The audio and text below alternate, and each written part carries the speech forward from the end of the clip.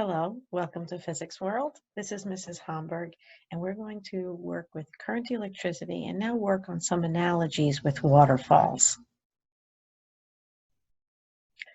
If we see waterfalls, we have a lot of understanding of what it means to be at high potential energy and low potential energy. It's the difference in height that gives us this change in potential energy. If we make the analogy with circuits, we see that being at the top of the mountain or the hill or the waterfall is like being at the high potential end of the battery. We notice that going down in height is the same as going through a resistor, bringing down the voltage. So the electric potential energy that we have gained per charge going through the battery has now been converted to light and heat through our resistor. If we bring this to our next level of complexity, we see that a waterfall could have two different steps, and we could see that again we have the voltage and the water going through all through the same set of resistors.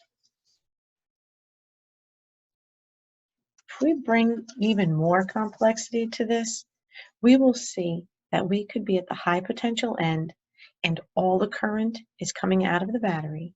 But if we had a rock dividing the waterfall, we would see that that big river of water would be split into two streams. We would then have to continue at that lower end and see that we would be at zero potential energy and all the current would again be rejoined.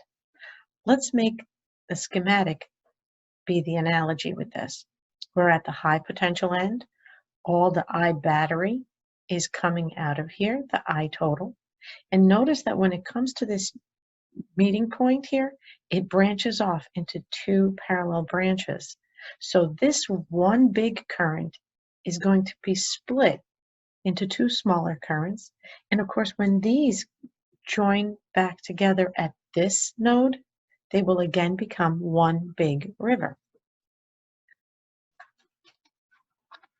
How would you draw the circuit that accompanies this? Pause your video and see if you can come up with the same diagram. Did you come up with this?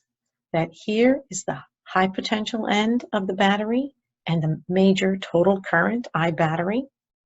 Here it is. Here's the battery, high potential, and I battery.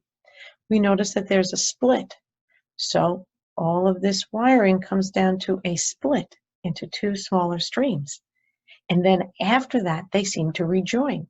So of course, this is where it's come back together. And then here, this last drop is through the last resistor. I hope you've understood the analogy between waterfalls and some simple basic circuits.